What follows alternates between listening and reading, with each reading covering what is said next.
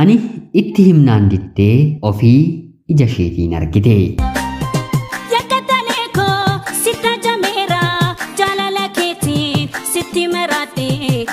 Qabana dadhabeera sirraa badii qabana dadhabeera sirraa badii qabana dadhabeera sirraa badii qabana dadhabeera sirraa badii qabana dadhabeera sirraa.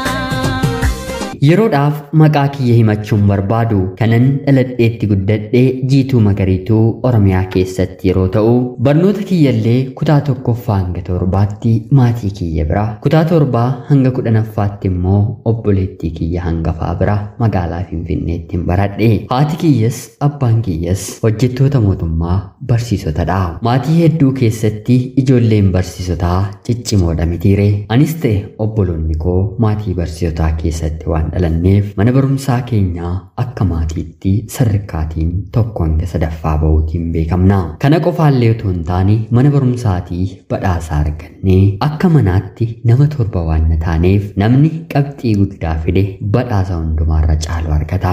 Obboloota dhiiraa 4 fi dubartoota 3 maatiin kiyya kan horatan yeroo ta'u arfan keessaa namni 2 barnootaan akkuma mana barumsaatti illee sadarkaa olaanaa oliidhaan barattoota jedhamanidha. Sababa kanaaf badhaasni mana keessatti qophaa'u yeroo hedduu harka kan galfamu isaan kana lamaan bira malee nu bira gadi hin dhufu. Haala kanaan obboleettiin kiyya hangafaa yeroon ani kutaa 5ffaa baradhu otuu yuunivarsiitii waggaa 2ffaa barachaa jirtu jaalallee isheetti ni heerumti. Waggaa 2 booddee yeroon ani gara kutaa 7ffaatti darbu barnoota ishee xumurtee daa'ima godhattee hojiillee waan argatteef dabareedhaan nama daa'ima qabuu fi dabdee jennaan maatii koo eeyyamsiisuun nan barsiifadhaa achumaan mucaa kiyya naaf haa qabdu nan rakkadhee jettee haadhaaf abbaa koo ni gaafatti. Haatii fi abbaan kiyyas barnoota ishee adaraa jennee sitti kenninaa akkuma ati barattee xumurtee eebbifamtee hojii qabatti isheenillee barattee xumurtee eebbifamtee hojii akka qabattu ni barbaannaa kanaaf adaraa waliin sitti kennina jedhanii gaggeessaa kiyya qabadheen gara magaalaa Finfinneetti na erganii. Maatii bira yeroon ture jecha afaan Amaariffaa aawoo mindinoo warra jedhamani malee warra kaan afaan kiyya beekee hin dubbatu. Barnoota kiyyallee afaan Oromiffaa waan hin baradheef manni barumsaa afaan Oromoo immoo magaalaa Finfinnee keessaa bakka kamiyyuu hin jiru. Kan argame naannawaa addaa magaalaa Finfinneetti. Haa ta'utii garuu mana obboleettii kiyyarraa waan fagaatuuf kanuma Amaariffaa sana caccabsee akkan baradhuuf obboleettiin kiyya na galchite. Barachuus nan jalqabe. Barattoonni daree kiyyaa hundi isaanii ija addaatiin na ilaalu. Barsiisaanis ta'e isaan yoo natti dubbatan inee Amaariyaa ayaakim jedheen deebisaa fi malee hirmaannaa barnootaarree dareettiin qabu. Maatii biratti 1 hanga 3ffaa yoo natti ulfaate hanga 5ffaatti kan hin ba'u magaalaa Finfinnee obboleettii kiyya bira dhufeen gara mana 20tti gadi na darbatanii barnoonni natti ulfaate hangan maatii kiyyatti na galchaa hin barbaadu sadarkaa jedhutti gaheera. Kanumaan na sossobanii kutaa 8ffaa nan eegalee. Si'a kana garuu sirriitti nan dubbadha. Dubbisuus sirriitti hin danda'a. Barreessuu garuu jechoota hedduu irratti baay'een dogongoraa. Bara dhufu gosa barnootaa tokko qofaan waan hin baradhuuf hanga kanaatti baroon kiyyayyuu cimina kooti jedheen barnoota koo itti fufee. Baruman kutaa 8ffaa baradhu kana dargaggeessi akkuma kiyyaa afaan Oromoo beeku baay'ee natti toltaa jechuun natti maxxanuun jalqaba.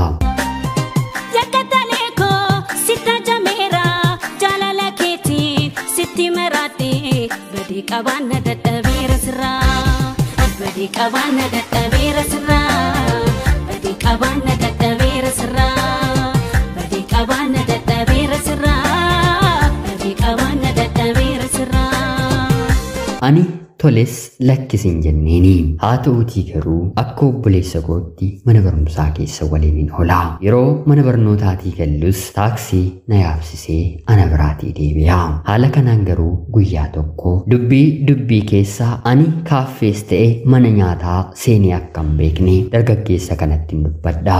Innis bulee maallaqa qabatee dhufee har'a yoo si qabadheen waan ta'e si affeere malee jechuun gara kaaffee fi reestooraantii tokkootti na qabatee deeme. Mana sana keessa akkuma seenneen bakka itti cimdiidhaan dargaggeessaa fi dargaggeettiin wal qabatanii taa'an kutaa sanatti na qabee deeme. Akkan kutaa sana seenetti wantan ijaan amanuu hin dandeenye ija kootiin hin arge. Abbaan manaan obboleettii koo dubartii gara biraa waliin kutaa sana keessa jira. Dargaggeessa na qabatee dhufeen otoo abbaa manaan obboleettii koo ija isaanan argiin dafii mana kana keessaa na baasii jedheen gaafadheeni. Maali rakkoon jira moo jedhee yeroo na gaafatu lakkii rakkoon hin jiru, nama ani beekutu mana kana keessa jira, obboleettii kiyyatti mee na reebsisuu danda'a jedheen isatti hime. Innis tolinaan jedhee mana sana keessaa yeroo na baasu har'a hin barbaadu, guyyaa gara biraa na affeerta jedheen taaksii yaabbadheen gara manaatti galee. Wanti arge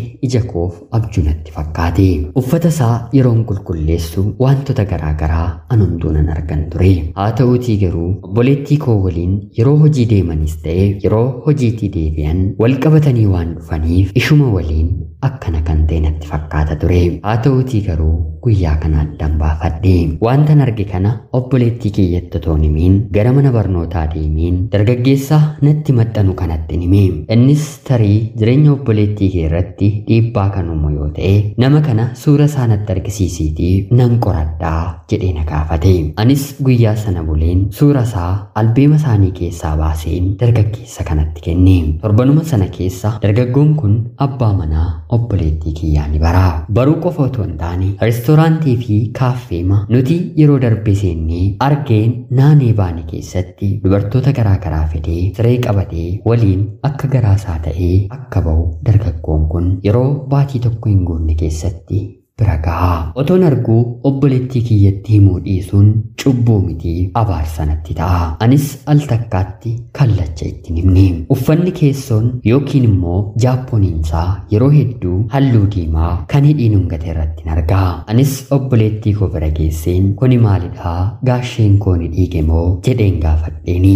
Hubattee laaltee dhunguu hidhii akka ta'e beektee lakkii anuma faana yeroo ciisu akkana jalaa ta'eetii jettee naaf deebiste.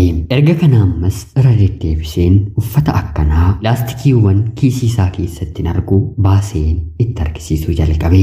Homaa miira shakkii tokkos obboleettii kiyyarraa nan dhabaa. Erga isheen shakkuu dadhabdee an ofii afaan kootiin dhiifama naaf godhi malee abbaa manaa kee nan shakkaa uffata kunneen yeroon ilaalu jedheen isheetti dubbadhe. Rukuttaa isheen dugda koo keessa guyyaa sana na rukutte kana jedheen isinitti dubbachuu hin danda'u.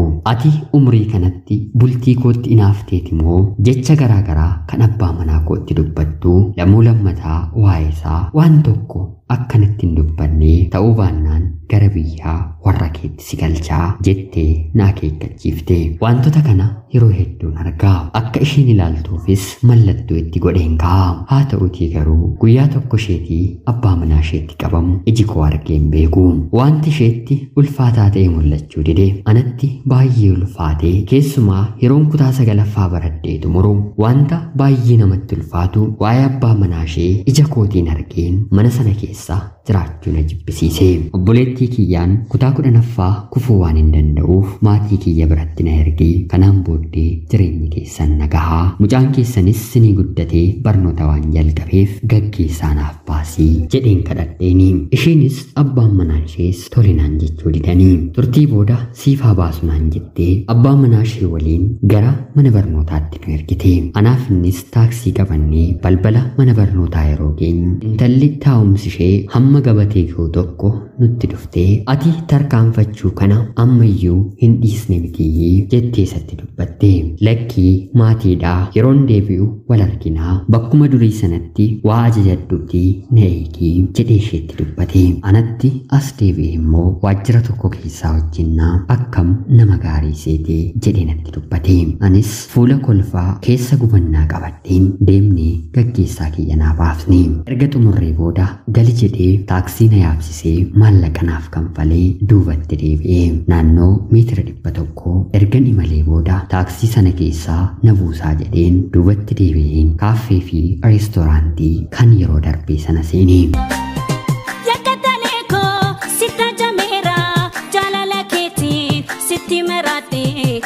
Qabanna dadhabeera sirraa badii qabanna dadhabeera sirraa badii qabaan na dadhabeera sirraa badii qabaan na dadhabeera sirraa badii qabaan na dadhabeera sirraa. Roon ol galu intala sanaa fi abbaan manaan obboleettii koo fageenya meetira 5 karaa duubaatti gadi ba'aa jiru. Otoo anaan hin argiin gadi hin taa'e xiqqoo turee balbalarra dhaabbadheen yeroon ilaalu kutaa ciisichaa keessaa wal qabatanii seenanii dur kan hin dhaga'uu fi kan hin shakku har'a ijaan argeen gara manaa obboleettii kiyya bira deemeen rabbiin abbaa manaa akka kee naaf hin kenniinii jedheen isheetti dubbadhe. Maalii innoo nama gaariidha jettee yeroo natti dubbattu ammallee eessa akka jiru too beektee ni maraattaa jedheen isheetti dubbadhe. Har'umallee isa deemuuf kaate kana waa'ee abbaa manaa koo afaan nagaa natti hin dubbattu jettee yeroo natti dubbattu ammallee dubartii faana jira bakka kana deemiitii ija keetiin ilaalii anarraa gargar ba'ee dubartiitti goree jedheen isheetti dubbadhe. Kallacha abbaa manaa isheetti bilbiltee eessa jirtaa jettee yeroo gaafattuuni ergan gaggeessaa baasee fi booda biiroo seeneen kunoo Haannaa waliin hojii hojjechaan jira jedhee isheetti dubbate.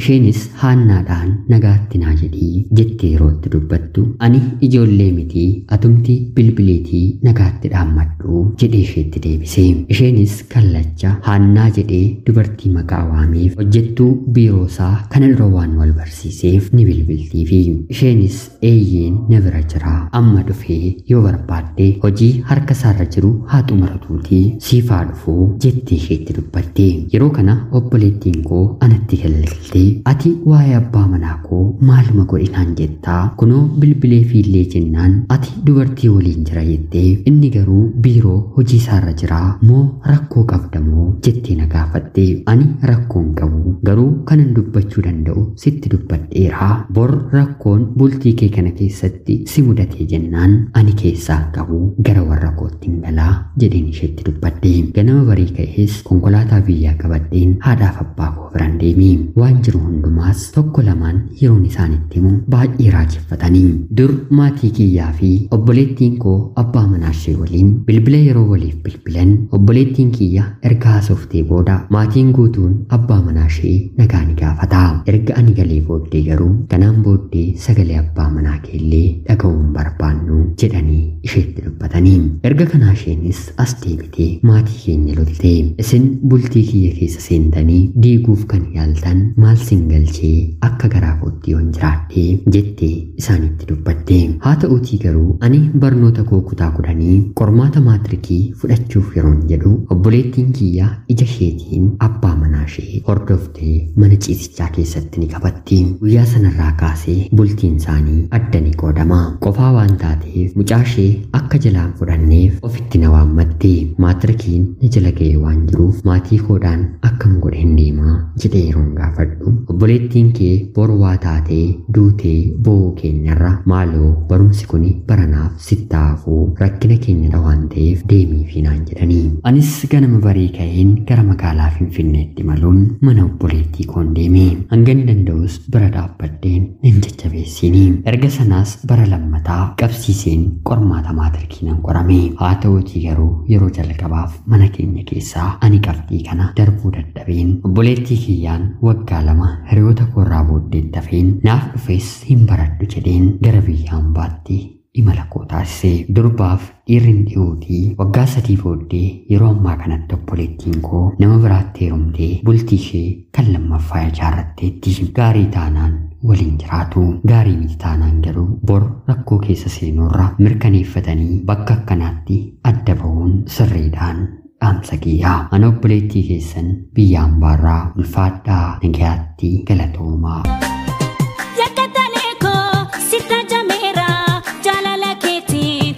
Badii qabaan na dadhabeera sirraa badii qabaan na dadhabeera sirraa badii qabaan na dadhabeera sirraa badii qabaan na dadhabeera sirraa badii qabaan na dadhabeera sirraa. Yooyaa Ashamaa akkam jirtu kabajamtoota hordoftoota qophii Oromiyaa 24 nagaaf jaalalli tokkummaan bakka jirtan hundaatti hunda keessaniif haa ta'u jecha guyyaa har'aallee seenaa obboleettii keenya jireenya obboleettii ishee nuuf qooddee isiniif dubbiseen hin ka'a akka isin irraa barattanii hubannoo cimaa ta'e tokko irraa argattan homaa shakkii tokkollee hin qabu obboleettii keenya seenaa kee kana nuuf qooduu keetiif guddaa galatoomsiin jecha kabajamtoota hordoftoonni qophii Oromiyaa 24 yaada jajjabinaa kadhannaa maatii kanaaf yookiin bultii lammaffaa obboleettiin ishee galte kanaaf akka yaadattanii kabajaan isiniin gaafadha. Atillee bakka jirtutti milkaa'ee gammadisiin jecha qophiin sa'aatii kanaaf isiniif qabaddeen dhiyaadhe kanuma fakkaatti. Hanga yoonaatti na dhaggeeffachaa waan turtaniitiif guddaa galatooma. Laayikii fi sheer gochuun akka na deeggartan kabajaan isin gaafachaa. Akkanumallee namoonni chaanalii keenyaaf haaraa taatan anaa dhufu kun Oromiyaa 24 guyyaa guyyaatiin xalayaa jaalalaa fi seenaa jireenyaa nama barsiisuu bashannansiisuu danda'u isiniif qabattee waan dhiyaattuuf isinillee sabskiraayib gochuun maatii keenya erga taatanii booda xalayaa jaalalaa yookiin seenaa jireenyaa nama barsiisuu bashannansiisuu danda'u qabaattan karaa telegiraamii karaa lakkoofsa bilbilaa kiyyaa duwwaa 937 naaf erguun irratti hirmaachuu ni dandeessu. Qopheessuuf qindeessuun isii waliin kanan ture ani gammachiista Shomeeti. Qophii gara biraatiin galgala hanga walitti deebinutti bakka jirtan maraan turtii gaarii isiniif hawwaa yeroo gaarii.